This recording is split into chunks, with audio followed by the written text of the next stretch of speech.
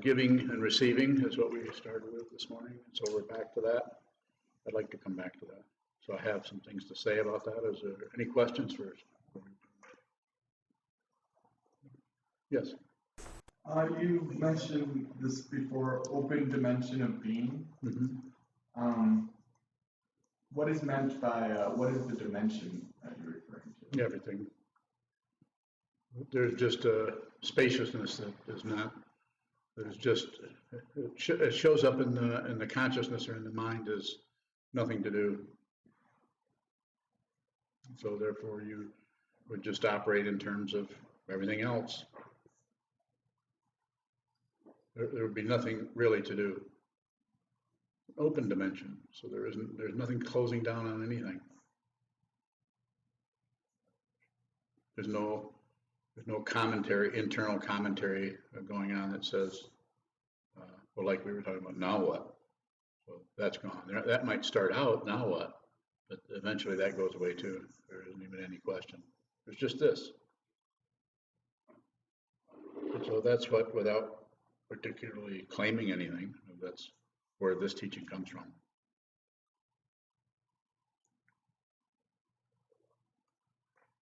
The way we train ourselves. Another question? I was going to ask if you could give an analogy. I can give, I guess,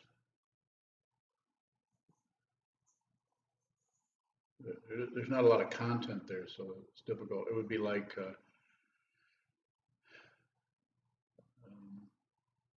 it's like water, without getting particularly zen-y or romantic or something like that. It's just like water just goes where it's totally in favor of gravity. Just like the water in that trough up there comes out and it just goes down. It doesn't say, oh, I can't go over that rock. I better go between these, or it's just sometimes Zen is, or Taoism is called the watercourse way. So this is why when Buddhism came to ancient China, it was recognized, well, this is no different than Tao, the way of Zhuangzi or Lao Tzu. Just, this is how things are. And so the way we practice that, the way it's recommended, is to, the other part of the talk title is receive, was just receive. And how do we practice? We sit down and notice the way we keep objecting to everything. If you sit down and face the wall as you've been doing today, and hold very still, which is the part of the mind you can find, which is the body. Find that. Hold very, very still without being rigid. It's a very simple thing to do, just holding still.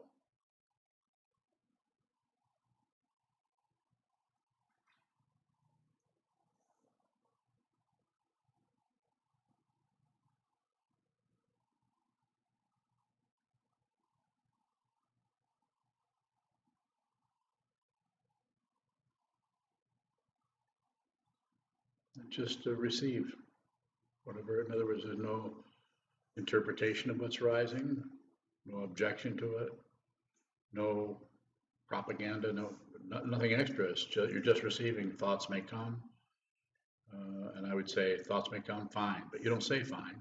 You don't do anything with it. You get no credential out of anything. You don't know that you're just hanging out. You're just here.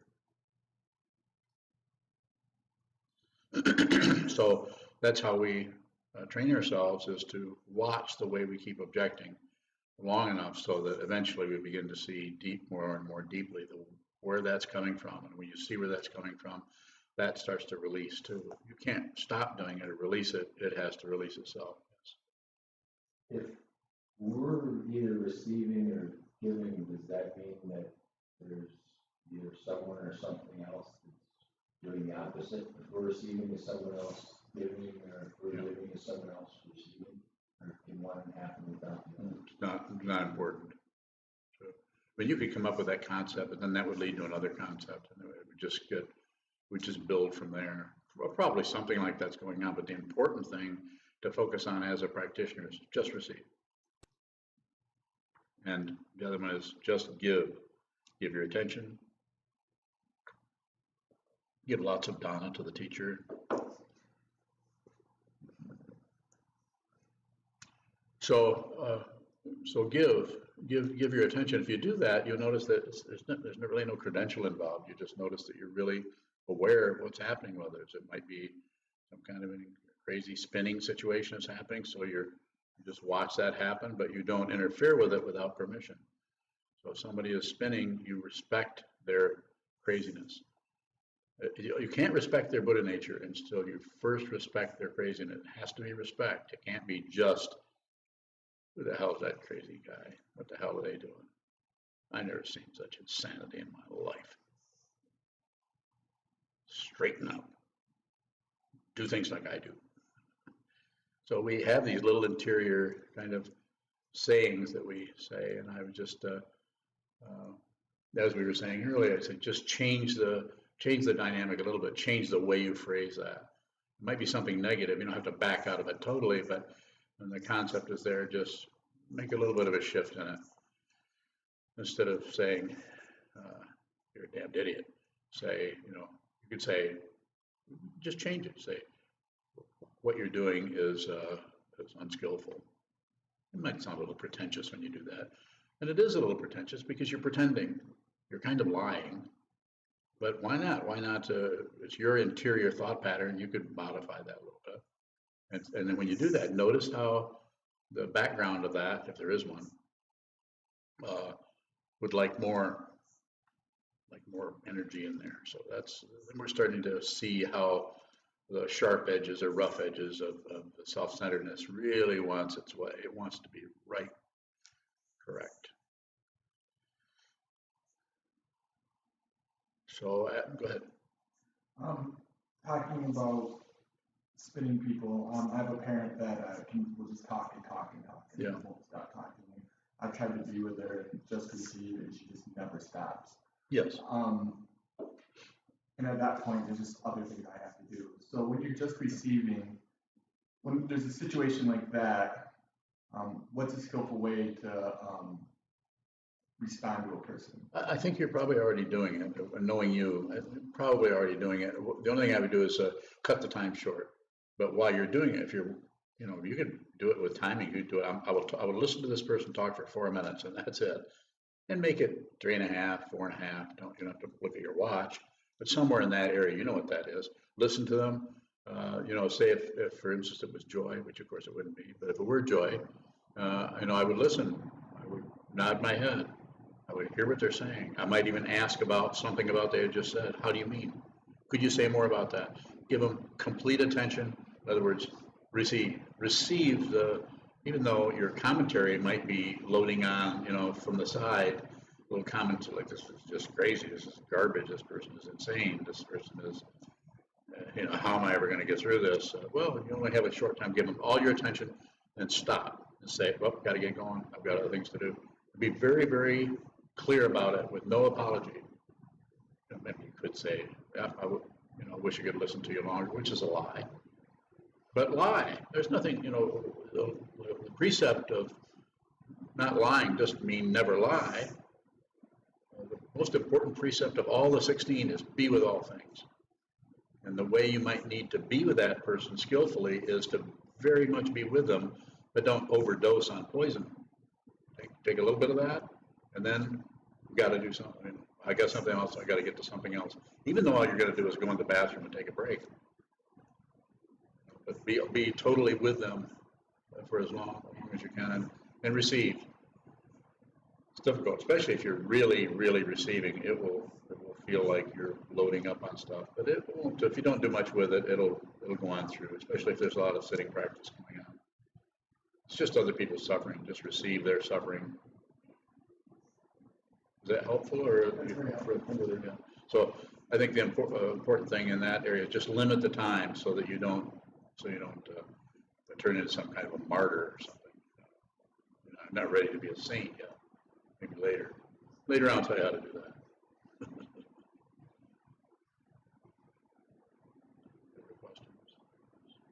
Last night, Sokuzan mentioned healthy Dana or something along those lines. What are your reflections on that? Yeah. So I resonate with what she's saying. It's she's and I would say that if she were here, she's quite an idealist. She's extremely idealistic about things. So, and I respect that. And I think her idea is Donna, that is again just spontaneous generosity to be able to help, and she's very generous in terms of me functioning as a teacher and her as a student. She's very generous to me and to the Sangha. And I think she just, my understanding, and I didn't have a discussion with her, but not about being some kind of guilt about you need to give more.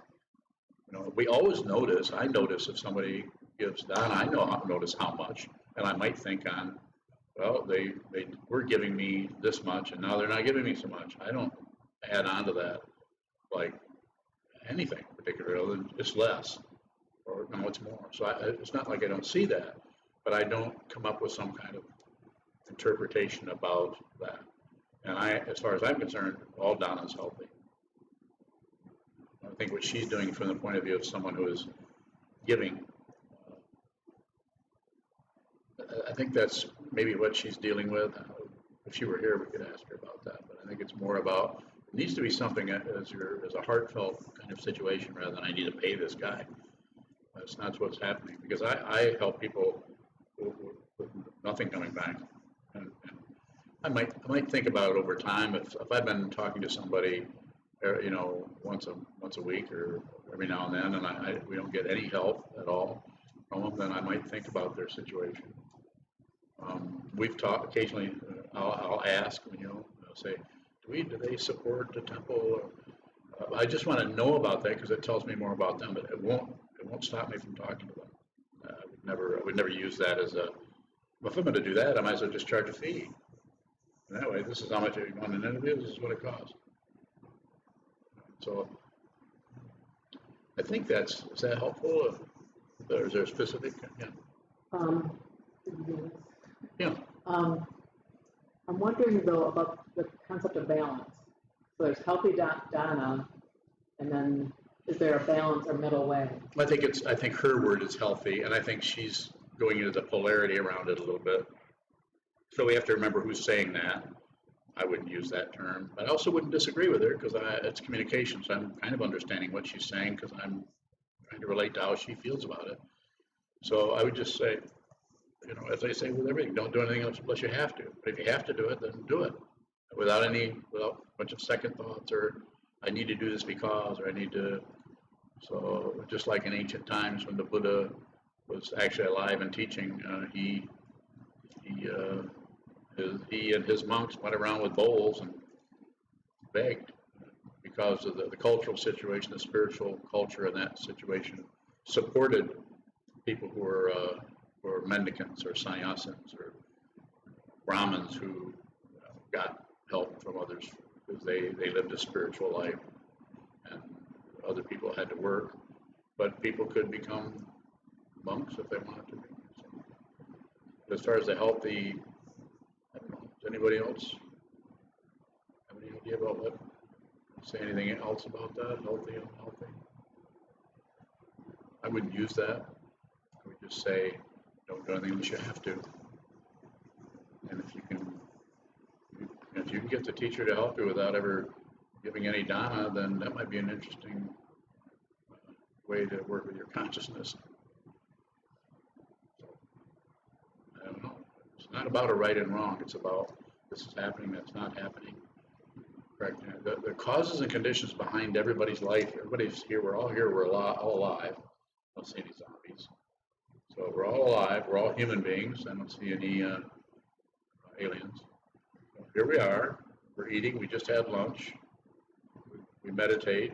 We come and this old man gives a talk on the spiritual life, how to proceed in a spiritual way rather than a materialistic way of getting and warfare and even miniature warfare.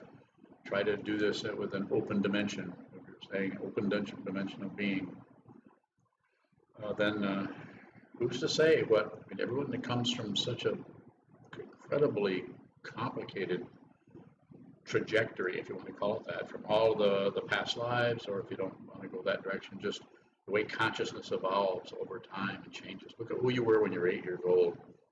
It's like another person. Or when you were 15. It's just like, if you think about what you were like and what you were thinking about, what your motives were, it's just like and it was a different body altogether. It's bodies, everything is changing all the time. There is no solid being anywhere. It just looks like that. It's an illusion.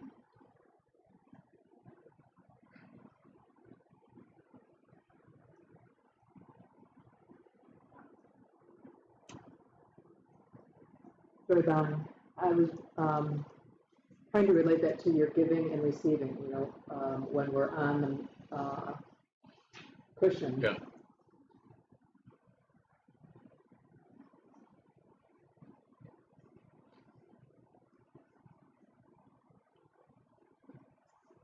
Not coming out. So we're sitting on the cushion, we're giving our attention to the wall, giving our attention to our body, we're giving our attention to the 6 sense fields and their objects that are rising: sound, smell, taste, touch, thought patterns, visual, perception, apperception, and so we're giving our attention, and then whatever's arising, we're just receiving. So that's the practice, just receive. Whatever comes, that's it. The saying, when it gets really difficult, there's something that you can do that is had for a while had those of you know Shoka, who lives a temple resident, had him doing this particular. Thank you very much. I have no complaints whatsoever. He was doing this, and then he was also just doing that as a mantra. I don't know how many he did, but he did a lot of them, and he counted them as mala.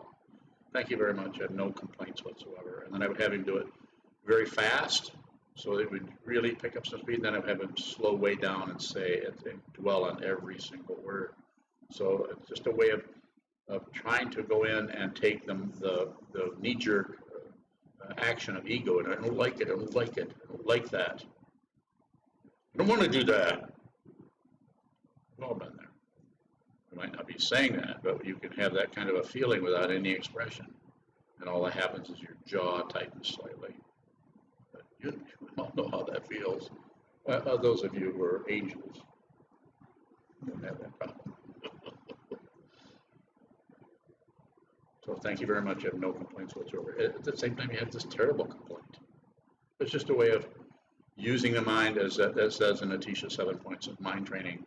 One of the slogans in there is change your attitude and relax as it is. So change your attitude. Thank you very much. I have no complaints whatsoever. So relax into that. Thank you very much. I have no complaints whatsoever. Everything is complete equanimity. And it's interesting about that because it's not about shoving things away. It's not about going to war. It's just being grateful, trying to work with that mind that's like that.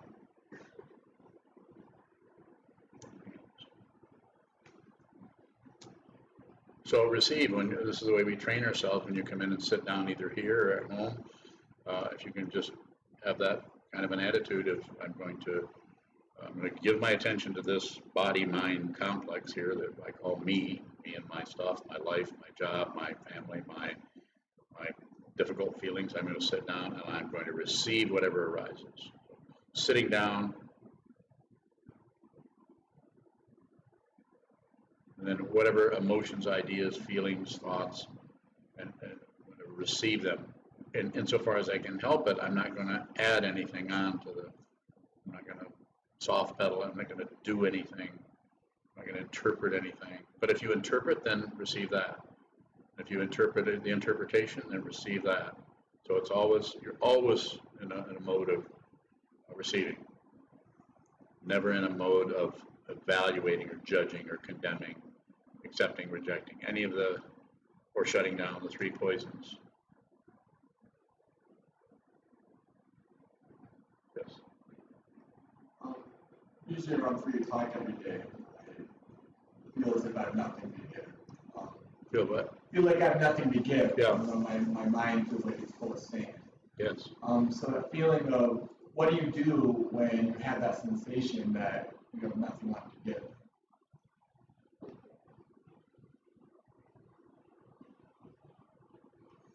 I think it would be variable depending on your situation, what you've been doing for a few hours before then. You're talking about you're here, you're with the children, and you're involved with parents coming and going, and I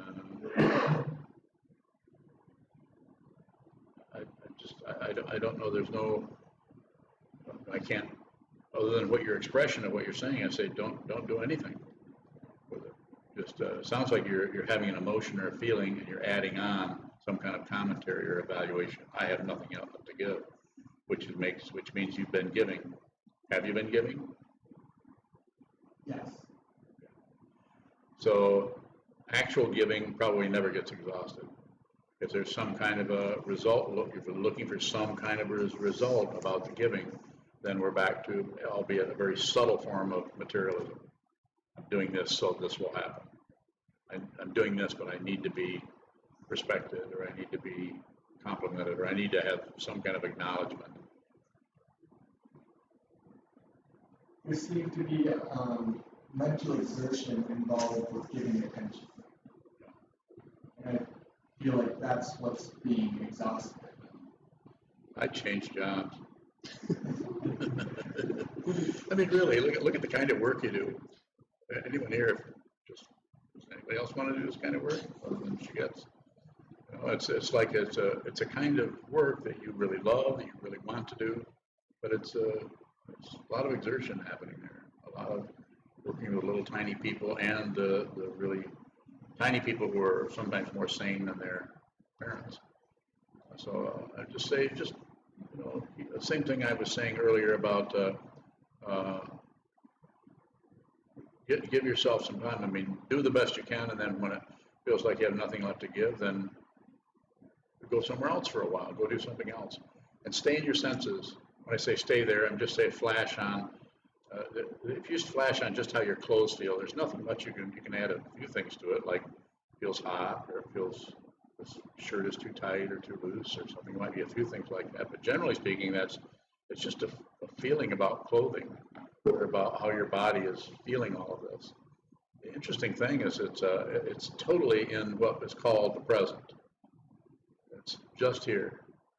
So along with the mind that's scrambling around, thinking, I have no more to give, and you're in some kind of abstraction about being worn out, some kind of images about, glad this day is over with, those kind of things. You can also go to something that doesn't have any. Go to the sense of seeing, just a sense of color. Never gets worn out. Never tired, and never tired of seeing. That's pink, and it's also what? Not pink. Yeah, correct. Thank you. So you actually use your senses. They're there. Conventionally, traditionally, or behavior-wise, we tend to just kind of stay away from them. We go into our thought patterns about everything. We're constantly ruminating about, I should do that, I shouldn't do that. They need more of this, they need less, I shouldn't be doing that. Little surface evaluations about everything.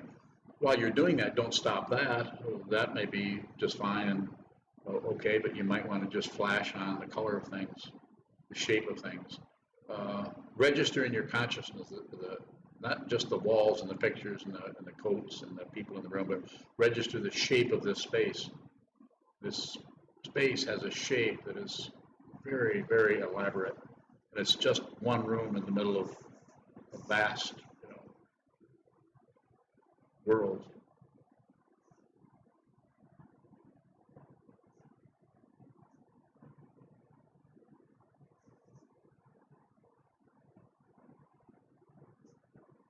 So it seems that by sitting down and training, when I say training the mind, sit down and train the mind to see more clearly what you're doing. You're sitting down and you're using your own thought forms, your own emotions, your memories as exercise. You're exercising just being with that. You feel it, you think it, you see it, you smell it, you taste it, it just arises. And if you do nothing with it, it goes back into, it's impermanent. The impermanence is seen more readily if there's no meddling at all, just here. Then you can have intense kind of feelings of maybe frustration or anxiety. If you do nothing with those, and I'm not saying this is true for everyone. Maybe you need medication. Maybe you need a psychiatrist. Maybe you need to join the military. But I would say, generally speaking, if you could just be with whatever rises, it won't last. Even anxiety tends to fade or back off or lose its energy if you don't object to it, and if you don't actually grab onto it and do anything with it. The thing, thank you very much, I have no complaints whatsoever, is a way of kind of inviting something to come in. Thank you very much, I have no complaints whatsoever. Just a kind of a sense of gratitude towards whatever's arising.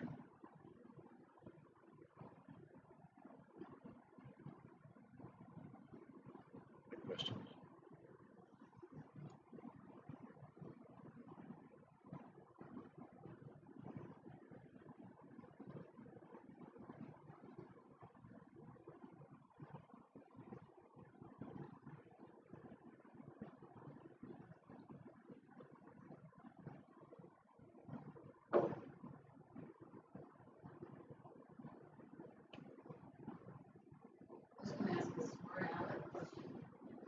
Smart aleck question? And if you caught yourself on the candle, Yep. caught yourself on fire, I was worried about you today. Yeah. You almost caught yourself on fire. Oh, I haven't done it yet.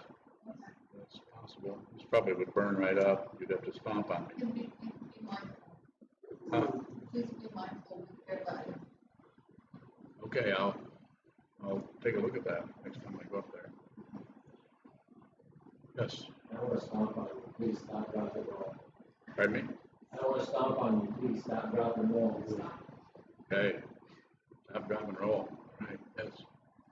I was wondering how being in your senses when you're feeling kind of lost and there isn't really anything demanding your attention, just feels like you're kind of lost in space. How is that?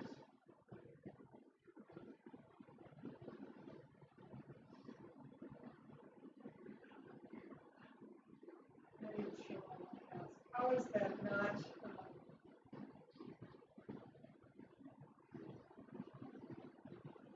It's not comfortable. So how is it? How is it giving or receiving? I guess You're giving your attention to the feeling of loss. You're adding on the commentary that describes what it is. I feel lost on some level, probably. And then you're receiving, and that you're not objecting to it. You're not agreeing with it, not objecting to it. A feeling of loss. You could, if that's happening, you could say, who feels this? You could go in deeper, find some way, some kind of questioning. What is this? Is another question. Who and the what questions aren't too bad. What is other objectivity, and who is subjectivity?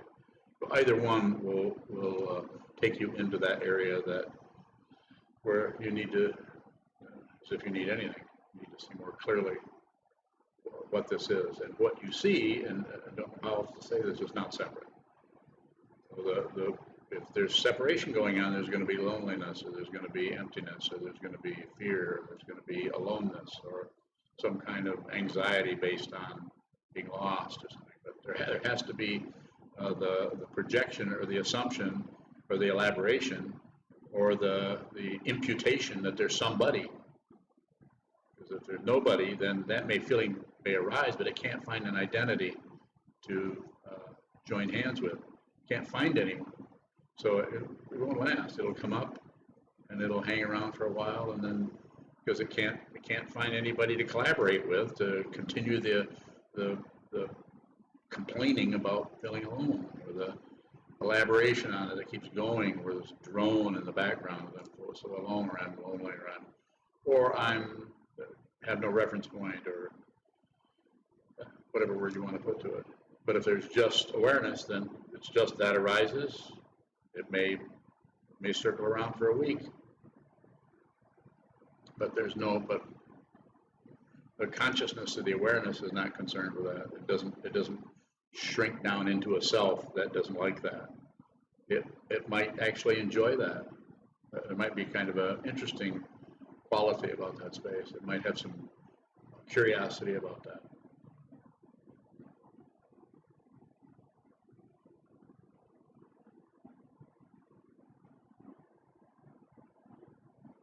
It's 4:30.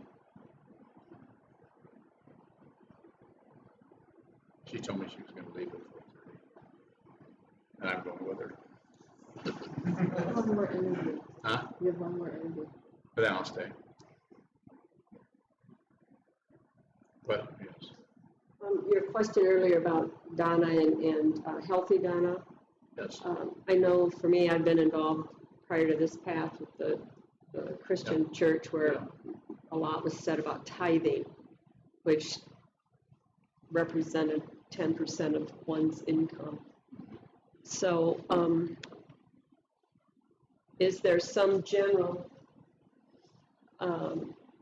either through your teachers, about a percent or some kind of a guideline that one could use? Settle a lot to just say, let's just do 10%. Just can't do that. I don't have any real reason. I think along the lines of what you were asking about the unhealthy, it's something about that. It's just like 10%. Well, that's saying everyone in here gave 10%. Everyone here is in a different situation. Some people have a lot of children. Some people have a lot of debt. Some people don't make very much money. There's just so many different ways of looking at it. So I just think that's just a way of kind of settling the whole thing, so you don't have to deal with it moment by moment. I think it should always be completely fresh, as if you've never given it. And it should be, and on the part of the teacher, he, she, they, just, if you can help me, help. I sometimes ask, if you can help me, help. If you can't, don't worry about it. I'll help you. I'll hang out. So there's no demand on it. Go ahead. Oh, it's just, I think there's a chapter either in Myth of Freedom or one of Rinpoche's books that... Green money. Yeah, green money, and I can't recall Green now. energy, that's what Yeah.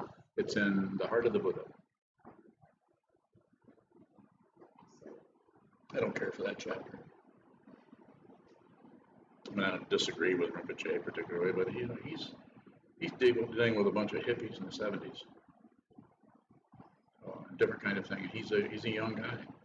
He's from another country. He just learned this language.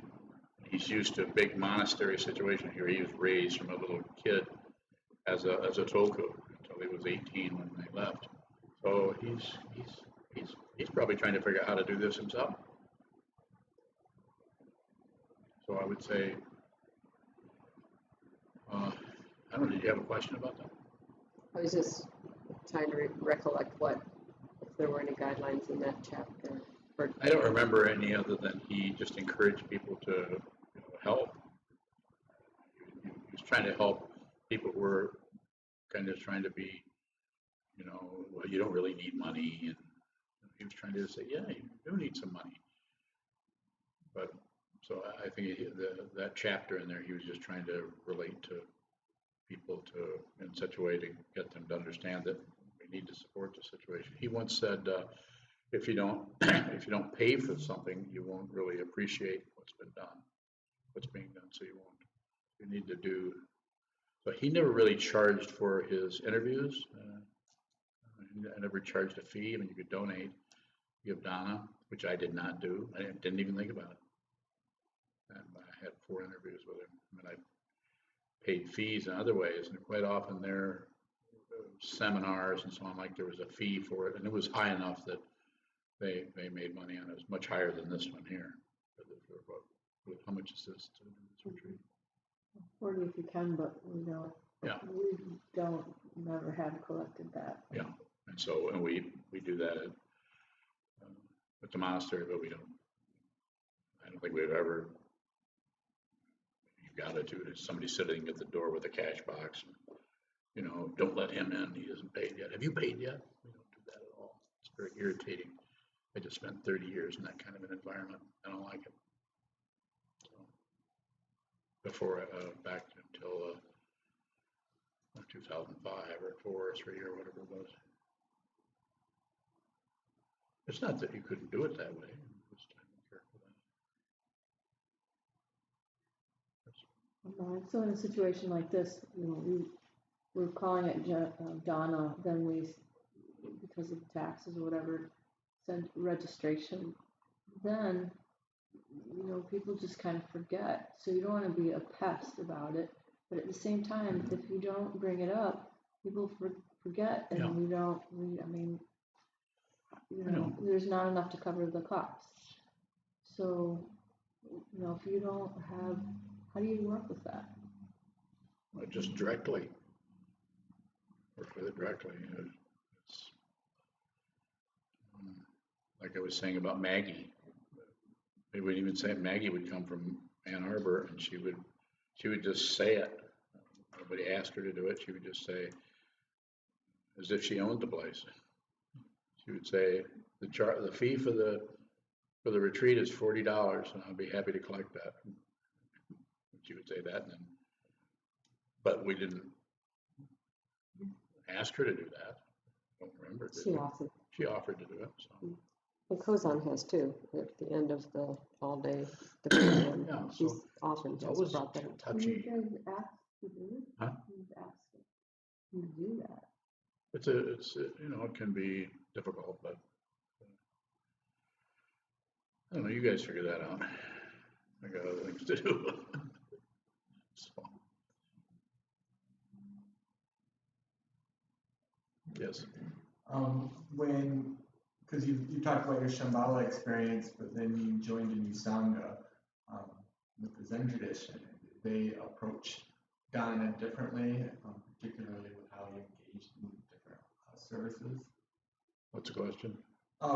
When you became Kobun Roshi's student, how did he receive Dana and manage that I have situation? no idea.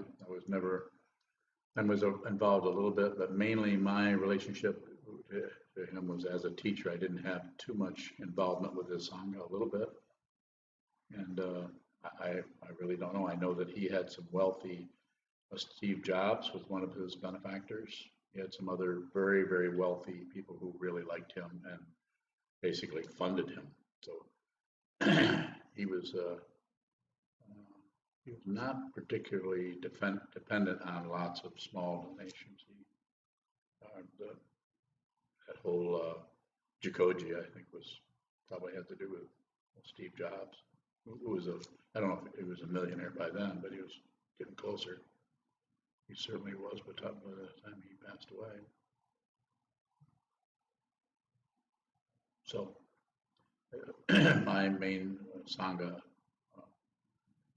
experience was with Shambhala, and also some of category before I met, after I'd met Trungpa Rinpoche, but I didn't get enough, I wasn't involved with them enough to really know what that was all about. They asked for help, and they asked for, I think, what was it, there was, at Sokukoji, there was someone who came there and stayed. What was that fellow? Remember that? Someone that came there and stayed. I remember Michael Shoho he was the head teacher there at the time, and I'm kind of in charge of the whole place. And I remember him kind of complaining about that fellow, wasn't he? Was he complaining? What did he say? I think that what I overheard was a comment that he had some pretty expensive food in the refrigerator with his name on it, but as a practice resident hadn't bothered to pay the fee to help them. He wasn't really, but ultimately it was his karma that he was going to have to deal with. Yeah, so. He wasn't whining about it, but he also wasn't going to go bang on the guy's door. He just noticed that he lived pretty high on the proverbial, what is it, llama? High on the goat, something like that. High on the goat. Big? Something like that. Hog. High on the hog, yeah. I know it was some kind of animal that was not volunteering for that. So, and it is a real individual kind of thing about saying about his karma. It is individual.